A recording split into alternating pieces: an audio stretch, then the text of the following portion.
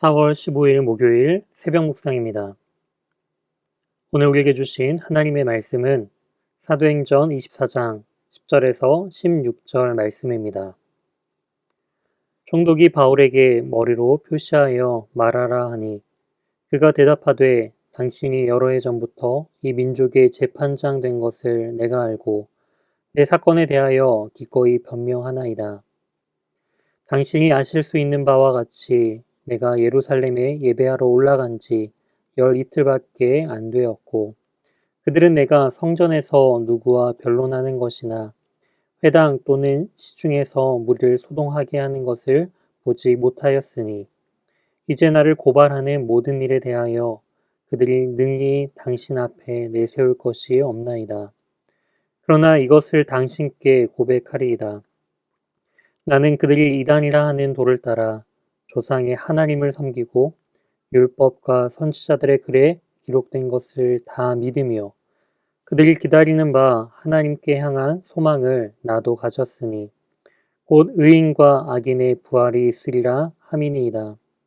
이것으로 말미암아 나도 하나님과 사람에 대하여 항상 양심의 거리낌이 없기를 힘쓰나이다.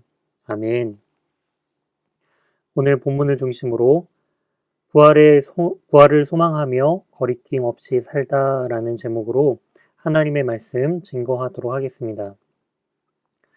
지금 바울의 상황은 대제사장 아나니아와 장로들이 변호사인 더들로를 통하여서 바울을 고발하고 있는 상황입니다. 이 고발의 내용은 세 가지였습니다. 바울은 전염병 같은 자로서 유대인을 다 소요하게 하는 자고, 또한 두 번째로 바울은 나사렛 이단의 우두머리이며 마지막으로 성전을 더럽게 하려고 하는 자다라고 이 세 가지 고소의 내용을 가지고 지금 총독에게 이 바울을 고발하고 있는 것을 볼 수가 있습니다. 오늘 본문은 이 고발에 대한 바울의 변론을 지금 다루고 있는데요. 이 세 가지의 그 고소의 내용을 바울은 차근차근 한 가지씩 지금 변호하는 것을 볼 수가 있습니다. 변호사 더들로를 통하여서 바울을 고발한 것과는 대조적으로 바울은 스스로 자신 스스로를 변호하고 있다라는 것을 또한 볼 수가 있습니다. 총독이 바울에게 머리로 표시함을 통하여서 총독의 그 권위와 지위를 볼 수가 있습니다. 머리로서 말이 아닌 머리를 통하여서 이제 바울에게 말할 것을 이제 허락하는 것을 볼 수가 있죠. 그때 바울은 첫 번째 그 변호에 대한 부분들을 언급하고 있습니다. 첫 번째 고소 내용이 바울은 전염병 같은 자였고 또한 유대인들을 다 소요하게 하는 자였다라는 것을 볼 때 바울은 11절에 말씀하는 것처럼 자신은 예루살렘에 예배하러 온 지 열 이틀밖에 되지 않았다라고 또한 자신을 변호하고 있습니다. 또한 무리를 소동하게 하는 것을 본 그 목격자가 없다라는 구체적인 증거를 또한 대는 것을 볼 수가 있죠. 두 번째 고소 내용인 바울은 나사렛 이단의 우두머리다라는 그 부분을 바울은 이렇게 변호하고 있습니다. 14절입니다. 그러나 이것을 당신께 고백하리이다. 나는 그들이 이단이라 하는 도를 따라 조상의 하나님을 섬기고 율법과 선지자들의 글에 기록된 것을 다 믿으며 그들이 말하고 있는 그 이단이라 하는 도, 바로 예수 그리스도의 그 복음의 도를 따르는 자다라는 것을 인정합니다.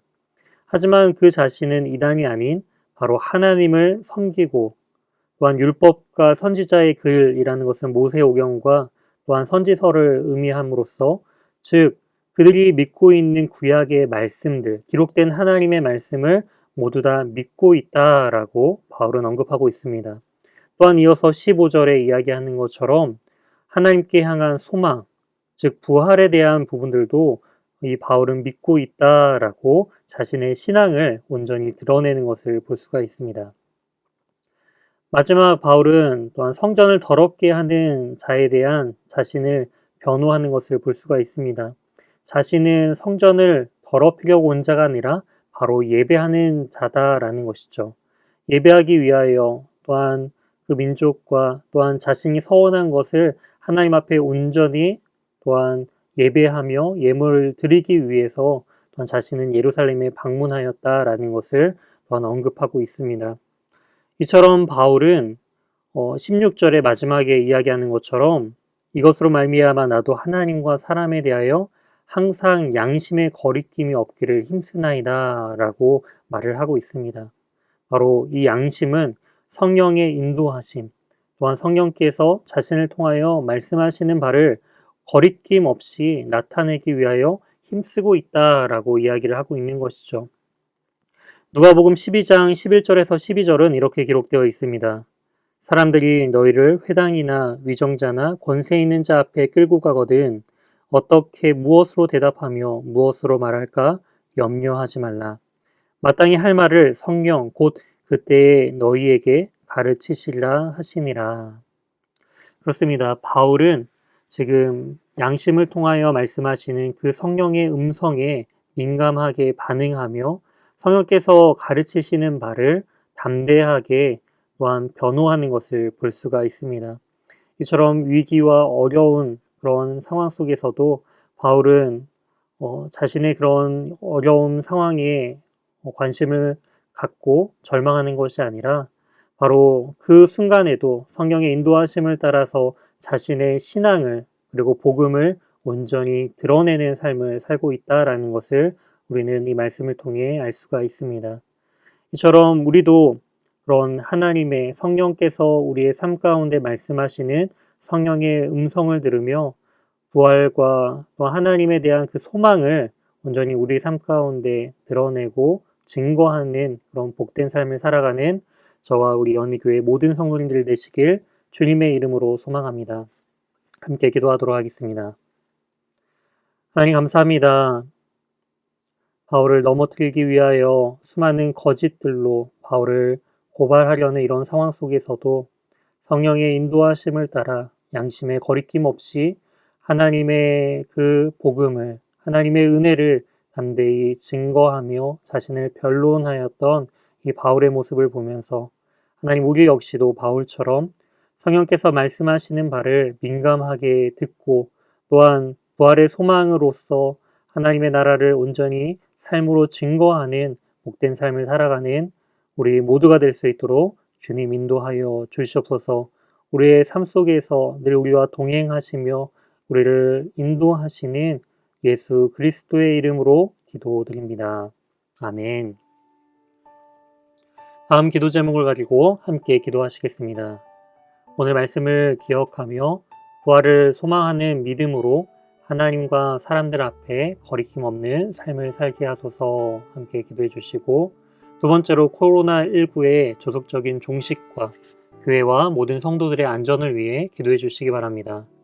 세 번째로 새로 부임하시는 박재훈 담임 목사님에게 하나님의 은혜와 능력이 충만하도록 기도해 주시기 바랍니다.